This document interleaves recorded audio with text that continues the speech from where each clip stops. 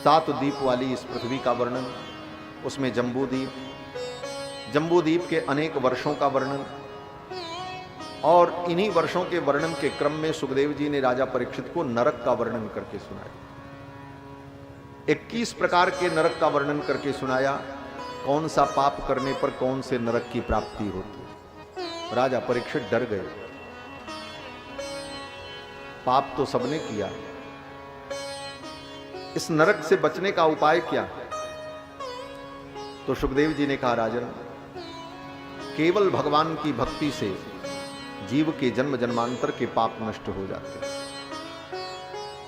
केचित केवलया भक्त्या वासुदेव परायणाः अघम धुन्वन्ति कार्ष्णेन निहारमेव भास्कर। राजा परीक्षित ने कहा, केवल भगवान की भक्ति से जन्म जन्मांतर के पाप नष्ट हो जाएंगे। सुखदेव जी ने कहा हाँ। तो सुखदेव जी ने एक उदाहरण दिया, अजामिल की कथा सुनाई। वो कथा आपको मालूम है, अजामिल पापी था, जीवन भर अजामिल ने सारे पाप कर्म किए, ब्राह्मण था, लेकिन एक वेश्या के संसर्ग में आकर के पतित हो गया, सारे पाप कर्म करने लगे। लेकिन अपने बेटे का नाम उसने नारायण रखा। जब यमराज के दूत उसे लेने आए तो भयभीत होकर उसने अपने बेटे को पुकारा, नारायण बचाओ। इतना कहते ही भगवान के सेवक आ गए, यमराज के दूतों को डांट करके भगा दिया, अजामिल को बचा लिया। इस दृश्य को अजामिल ने बिस्तर पर पड़े पड़े देखा। अजामिल को सद्बुद्धि आ गई, मैंने अपने बेटे नारायण को बुलाया, भगवान के दूत आ गए, अगर मैं प्रेम से भगवान का नाम लेता तो भगवान की मेरे ऊपर कितनी कृपा हुई। उसी दिन उसने अपने सारे पाप कर्म छोड़ दिए और जीवन में जो शेष समय बचा था, पूरा जीवन तो पाप ही किया था, जो शेष समय बचा था उस समय में उसने भगवान की भक्ति की, भजन किया।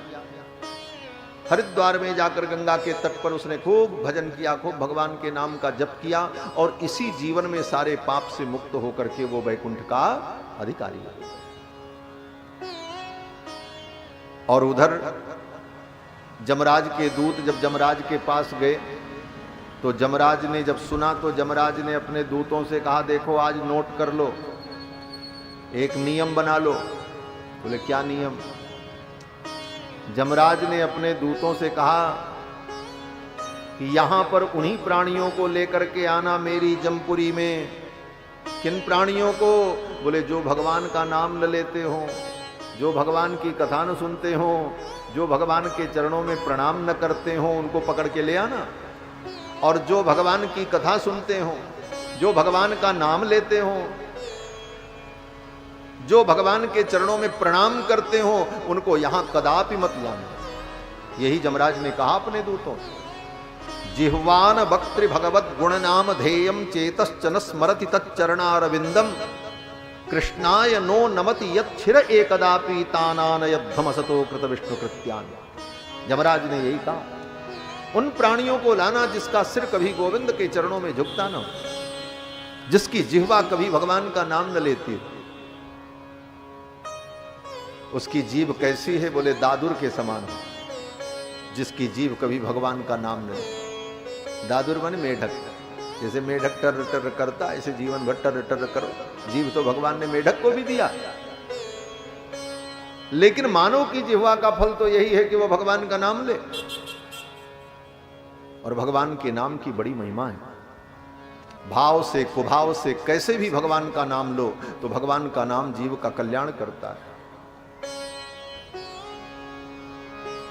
भाई कुभाए अनक आलस हूँ, भाई कुभाए अनक आलस हूँ। नाम जपत मंगल दिसि दसहु, नाम जपत मंगल दिसि दसहु। भाई कुभाए अनक आलस हूँ, भाई कुभाए भगवान का नाम कैसे भी लो, भाव से कुभाव से कैसे भी भगवान का नाम लो, कल्याण होगा। उल्टा भी लो तो कल्याण होगा। हाँ, दुनिया में कोई मंत्र उल्टा पढ़ो तो फल भी उल्टा हो जाता है।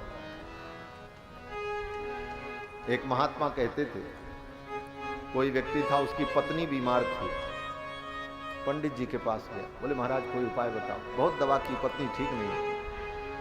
तो पंडित जी देवी के भक्त थे, दुर्गा सप्तशती का रोज पाठ करते। तो पंडित जी ने दुर्गा कवच जो है उस कवच का मंत्र बता दिया। बोले जाओ, जा करके इसका जप करो, भार्याम रक्षतु भैरवी, हे भैरवी तू मेरे भार्या की रक्षा कर। तो बेचारा सुन करके आया, लेकिन रास्ते में आते आते भूल गया, कंफ्यूज हो गया। आया तो मंत्र का जप क्या करने लगा, बोले भार्याम भक्षतु भैरवी, भार्याम भक्षतु भैरवी, भार्याम भक्षतु भैरवी। 9 दिन बीता, पत्नी का राम नाम सत्य हो गया। रोता चिल्लाता पहुंचा, बोले महाराज क्या आपने किया, क्या मंत्र बता दिया, बचने को कौन कहे, तो मर गई। पंडित जी ने कहा मंत्र तो मैंने ठीक बताया, गड़बड़ी तुमसे हुई होगी, क्या जपा तुमने। बोले महाराज हम तो यही जप रहे थे, भार्याम भक्षतु भैरवी, भार्याम भक्षतु भैरवी। पंडित जी ने कहा तो ठीक है, तो हुआ, भार्या का भक्षण कर लिया भैरवी ने, काम खत्म। बोले महाराज इसका अर्थ क्या होता। पंडित जी ने कहा भक्षतु का अर्थ होता भक्षण करना, और हमने तुमको रक्षतु बताया था, रक्षण करना। तुमने कहा बोले महाराज हम इतना पढ़े लिखे होते तो फिर काहे को ऐसा होता। लेकिन हमारी भावना शुद्ध थी, हमारी भावना तो ये थी मेरी पत्नी ठीक हो जाए। पंडित जी ने कहा भावना तुम्हारी ठीक थी, लेकिन मंत्र गलत था, इसलिए फल उल्टा हो गया। तो मंत्रों में तो भावना भले तुम्हारी सही हो, लेकिन मंत्र गलत होगा तो फल गलत। हाँ, एक स्वर भी बिगड़ जाए तो मंत्र का अनर्थ हो जाता। स्वरतो वर्णतो मिथ्या प्रयुक्तो न तमर्थमाह, सवाग वज्रो जजमानम हिनस्ति, यथेंद्र शत्रु स्वरतो पर आधार। भागवत में कथा है, एक स्वर गड़बड़ हो जाए तो अर्थ का अनर्थ। लेकिन भगवान का नाम, बोले भगवान का नाम महामंत्र है। मंत्र और महामंत्र, मंत्र में तो कोई गड़बड़ी हो जाएगी तो उल्टा फल होगा, लेकिन महामंत्र, बोले महामंत्र पूरा उल्टा हो जाए लेकिन फल जो है वो सही ही होगा, चिंता की कोई बात नहीं। भगवान का नाम क्या है, बोले महामंत्र। महामंत्र जो ही जपत महेशु काशी मुकुति हेतु उपदेश। और भगवान का नाम अगर उल्टा भी जपो तो कल्याण हो जाए, सीधा की कौन कर। वाल्मीकि जी ने उल्टा ही तो जपा, राम के जगह पे क्या जपा, मरा।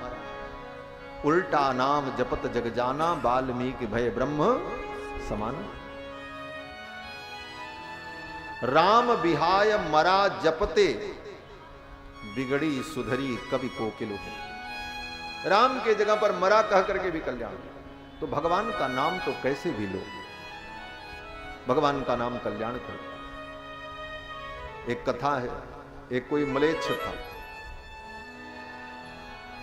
मैदान में गया शौच औच करने, नित्य क्रिया करने।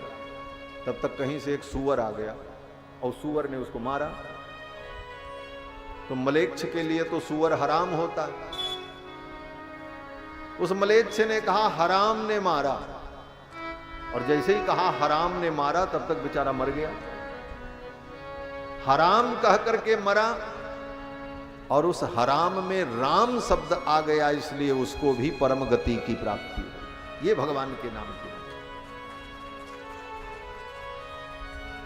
हराम कह करके तर गया, जवन हराम राम कही तर गए सदन कसैया। भगवान के बहु सोच पोच, अल्पतो अवधि जीवता में बहु सोच पोच, करीबे को बहुत कुछ काह काह कीजिए। पारना पुराणन को वेदहूं को अंत नहीं, वाणी तो अनंत मन कहां कहां दीजिए।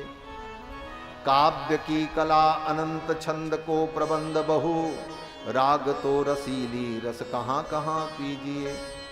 सब बातन की एक बात तुलसी बताए जात, जन्म जो सुधारा चाहो राम नाम लीजिए। जन्म जो सुधारा चाहो राम नाम। भगवान का नाम, और पूरे रामायण में भगवान का नाम ही तो है। गोस्वामी जी से किसी ने पूछा आपके रामायण में क्या है? गोस्वामी जी ने कहा केवल भगवान का नाम है और कुछ नहीं। यही मह रघुपति नाम उदारा, अति पावन पुराण श्रुति सारा। अजामिल की कथा के माध्यम से सुखदेव जी ने राजा परीक्षित को भगवान के नाम की महिमा का वर्णन सुनाया। फिर छठवें स्कंद में वृत्रासुर की कथा सुनाई। वृत्रासुर भगवान का परम भक्त था। मरते समय भगवान की बड़ी सुंदर स्तुति की और भगवान का स्मरण करके भगवान को प्राप्त हो गए। आगे सप्तम स्कंद में सुखदेव भगवान ने राजा परीक्षित को भक्त प्रहलाद की कथा सुनाई। सातवां स्कंद पूरा अकेले प्रहलाद जी का चरित्र है। सातवें स्कंद में केवल प्रहलाद जी का चरित्र। परम भागवत श्री प्रहलाद जी महाराज हिरण्यकश्यपु के पुत्र, पिता ने इनको मारने का बहुत उपाय किया। तुम मेरी भक्ति करो, भगवान की भक्ति मत करो। अंत में एक दिन जब हिरण्यकश्यपु सारे उपाय करके थक गया प्रहलाद जी को मारने का, तो हिरण्यकश्यपु ने क्रोध में प्रहलाद से कहा, प्रहलाद अब मैं तुझसे बाद में निपटूंगा, पहले मैं तेरे भगवान से निपट लूं। कहां है तेरा भगवान बता। प्रहलाद जी ने कहा मेरे भगवान तो सब जगह है। बोले सब जगह? प्रहलाद जी ने कहा अंतर बहिश्च तत्सर्वम व्याप्य नारायण स्थितः, अंदर बाहर सब जगह व्याप्त। हिरण्यकश्यपु ने कहा इस खंभे में भी भगवान है? प्रहलाद जी ने कहा जो भगवान सब जगह है वो इस खंभे में भी है। प्रहलादस्ति यदीश्वरो बदहरि सर्वत्र में दर्शय। हिरण्यकश्यपु ने कहा प्रहलादस्ति यदीश्वर, यदि ईश्वर है तो बद बताओ कहां है? तो प्रहलाद जी ने कहा सर्वत्र। वो सर्वत्र। तो हिरण्यकश्यपु ने कहा दर्शय, मुझे दिखाओ। प्रहलादस्ति यदीश्वरो बदहरि सर्वत्र में दर्शय। हिरण्यकश्यपु ने कहा कहां दर्शय, कहां दिखावें तुमको? हिरण्यकश्यपु ने कहा स्तंभे, इस खंभे में। अगर वो सब जगह है तो इसमें क्यों नहीं दिख रहा है? प्रहलाद जी ने कहा हमको तो दिख रहा है। ज्यों ही प्रहलाद जी ने कहा हमको दिख रहा है, हिरण्यकश्यपु चौंक गया। अरे वो विष्णु आ तो नहीं गया? भीतर से तो डर ही रहा था। और तब तक हिरण्यकश्यपु ने सोचा वो विष्णु बड़ा मायावी है। इस खंभे में वो आ गया, मेरे बेटे को दिख रहा है, मुझे नहीं दिख रहा। और अपने सिंहासन से उठा, संवर्तयामास सोंगुलिहि, अपनी उंगलियों को ऐसे बटोरा और मुष्टिका प्रहार करने के लिए दौड़ा और जाकर के उस खंभे पर एक मुष्टिका का प्रहार, खंभा टूट गया। अब वो खंभा पत्थर का था कि लकड़ी का था, इसको लेकर के शास्त्र में बड़ी चर्चाएं हैं। दक्षिण भारत के विद्वान लोग तो कहते हैं वो खंभा लकड़ी का था। इसलिए नरसिंह भगवान का एक नाम है काष्ठपुत्र, काष्ठपुत्राय नमः। नरसिंह भगवान के नाम में काष्ठपुत्र क्यों? बोले काष्ठ के खंभे से प्रकट हुए। लेकिन हमारे उत्तर भारत में, हमारे यहां भक्तों की मान्यता है कि वो खंभा पत्थर का। गोस्वामी जी महाराज कहते हैं कि आज भी भगवान पत्थर में बसते हैं, लेकिन प्रहलाद जैसा कोई भक्त तो हो प्रकट करने वाला। और जब से प्रहलाद ने खंभे से भगवान को प्रकट कर दिया, उसी समय से लोग पत्थर में भगवान को पूजने लगे, पत्थर की पूजा करने। लेकिन चाहे पत्थर हो चाहे लकड़ी हो, इससे हमको कोई लेना देना नहीं, हमको तो भगवान से लेना देना। भगवान प्रकट हो गए। हिरण्यकश्यपु ने ज्यों ही एक मुष्टिका का प्रहार किया, खंभा तड़तड़ तड़तड़ करके टूट गया और भयंकर गर्जना हुई। खंभे के अंदर से नरसिंह भगवान का प्राकट्य हो गया। बोलो श्री लक्ष्मी नरसिंह भगवान की जय। गर्जना करते हुए नरसिंह भगवान प्रकट हुए। यस्तंभात गर्जमानो गगट गट गडाद बालचंद्राद दृष्टो व्योमा भूत पाट्यमान पपट पट पटस्ताड्यमान सटाभि दष्ट्राग्रे काट्यमान ककट कट कटस्तूयमान सुरेन्द्रैः निष्क्रांतो हास्य युक्तः गह गह गहन पातु मां नारसिंह। गर्जना करते हुए नरसिंह भगवान खंबे से प्रकट हो गए। गगट गड़गड़ान्यो खंब फाट्यो चरचराय मानो निक्स्यो नरनाहर को रूप अति भयानो। नरसिंह भगवान जब प्रकट हुए हिरण्यकश्यपु ने देखा महाराज कराल दृष्टम कलवाल चंचल छुरांत जिह्वम भ्रिकुटी मुखोलबणम। जीव तलवार के समान लाप लाप कर रही थी। स्तब्धोर्धकर्णम दोनों कान ऐसे खड़े हैं नरसिंह भगवान। आंखें धधकती हुई अंगार के समान, जटाएं बिखरी हुई, बड़े भयानक नख, विशाल काय शरीर। गर्जंतम गर्जयंतम निज भुज पटलम स्फोटयंतम हरंतम क्रंदंतम रोषयंतम दिश दिश सततम संरभंतम हरंतम वीक्षंतम घूर्णयंतम करनिकर्षतई। अब महाराज जिधर देख ले उधर तूफान आ जा रहा था। ऐसा भयानक क्रोध बना, सारे देवता थर थर कांप रहे थे इस दृश्य को देख। नरसिंह भगवान आगे बढ़े, हिरण्यकश्यपु को पकड़ लिया। कैसे पकड़ लिया? अरे हिरण्यकश्यपु इतना विशालकाय असुर था, उसको पकड़ना इतना सरल था? अरे बोले भगवान के लिए क्या विशाल है भाई। ऐसे तो हिरण्यकश्यपु बहुत विशाल था महाराज। हिरण्यकश्यपु के पुत्र प्रहलाद और प्रहलाद के पुत्र विरोचन और विरोचन का पुत्र राजा बलि और बलि का पुत्र बाणासुर, पांचवी पीढ़ी। हिरण्यकश्यपु के कान का जो कुंडल था उस कुंडल को प्रहलाद जी कभी कभी पहन लेते थे। उनके पुत्र जो हुए विरोचन वो नहीं पहन पाए, उस वजन को सहन नहीं कर पाए। और विरोचन के पुत्र बलि कभी कभी धारण करते। और बाणासुर बोले जो उनकी पांचवी पीढ़ी में हुआ वो बाणासुर उस कुंडल को पहन करके थोड़ी देर भगवान शंकर की पूजा करता था, फिर उस कुंडल को उतार के रख देता था। रावण बाणासुर के पास आया युद्ध करने के लिए, मैं तुमसे युद्ध करूंगा। बाणासुर ने कहा भाई रुको, हम पूजा कर लें तब युद्ध करें तुमसे। 10 हाथ वाला रावण, वो 20 हाथ वाला रावण, जिस रावण की कितनी बड़ी कहानी है, कितना बड़ा वीर था। वो रावण आया और रावण ने आकर के बाणासुर से कहा मुझे द्वंद्व युद्ध प्रदान करो, मैं तुमसे युद्ध करूंगा, मैं युद्ध मांगने आया हूं।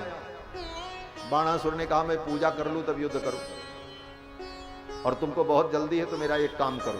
बोले क्या? बाणासुर ने कहा वो मेरे प्रपितामह का जो कान का कुंडल रखा है उस कुंडल को पहन करके मैं पूजा करता हूं, उस कुंडल को तुम लेकर के आओ, मैं धारण कर लूं, पूजा कर लूं, फिर मैं तुमसे युद्ध करूं। रावण गया उस कुंडल को उठाने के लिए। 1 हाथ 2 हाथ 3 हाथ 4 5 10 20 20 भुजाओं लगा करके भी वो रावण कुंडल उठा नहीं पाए, जिस कुंडल को हिरण्यकश्यपु अपने कानों में धारण करता। रावण ने सोचा जिस कुंडल को मैं अपनी 20 भुजाओं के द्वारा उठा नहीं पाया, उस कुंडल को कानों में पहन करके बाणासुर पूजा करता है भगवान शंकर की, मैं क्या इससे युद्ध करूंगा। रावण चुपचाप वहीं से उल्टे पांव लौट करके चला गया। बाणासुर प्रतीक्षा करता रहा कि रावण अब कुंडल लेकर के आएगा तब हम पूजा शुरू करें। बहुत देर हो गई, मुहूर्त बीतने लगा तो बाणासुर ने अपने सेवकों से कहा भाई वो 20 हाथ का और 10 सिर वाला जो अद्भुत प्राणी आया था केकड़ा के समान, वो कहां गया? सेवकों ने कहा महाराज वो तो कब का चला गया। अच्छा, तब जाकर के बाणासुर ने अपने हाथों से कुंडल को उठा करके कान में पहना और भगवान शिव की पूजा की, और उस कुंडल को हिरण्यकश्यपु अपने कानों में धारण किया। कल्पना करो, उसी का भाई था हिरण्याक्ष, जिसने सारी पृथ्वी को फुटबॉल के समान उठा लिया और लेकर के चला गया। और भगवान नरसिंह ने उसको कैसे पकड़ा? बोले जैसे बिल्ली किसी छोटे से चूहिया को छोटे से चूहे के बच्चे को बिल्ली अपनी मुट्ठी में पकड़ ले, उसी प्रकार नरसिंह भगवान ने हिरण्यकश्यपु को ऐसे ही पकड़ा, एक बार में कच्च से उठा लिया और लाकर अपनी जंघाओं पर लिटाकर नरसिंह भगवान ने उसकी सारी प्रतिज्ञाएं उसे याद दिलाई और अपने नख के द्वारा नरसिंह भगवान ने हिरण्यकश्यपु के वक्षस्थल को विदीर्ण कर दिया।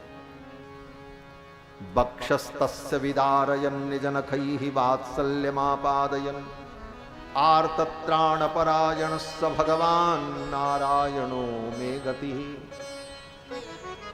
नखांकुरोत्पाटित हृत्सरोरुहम्, अपने नखों के द्वारा भगवान ने हिरण्यकश्यपु के वक्षस्थल को विदीर्ण कर दिया, उसकी आंतों को बाहर निकाल लिया, पेट फारी के फर्र सर्रते आंत निकाली, सारी आंतों को बाहर निकाला।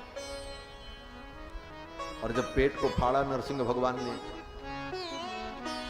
पेट फटने पर जो खून का छींटा उड़ा, उस खून के छींटे से नरसिंह भगवान का मुख खून से लथपथ हो गया। नरसिंह भगवान की जो जटाएं थी, उन जटाओं से खून टपकने लगा। इस भयानक रूप को देखकर सभी देवता कांपने लगे।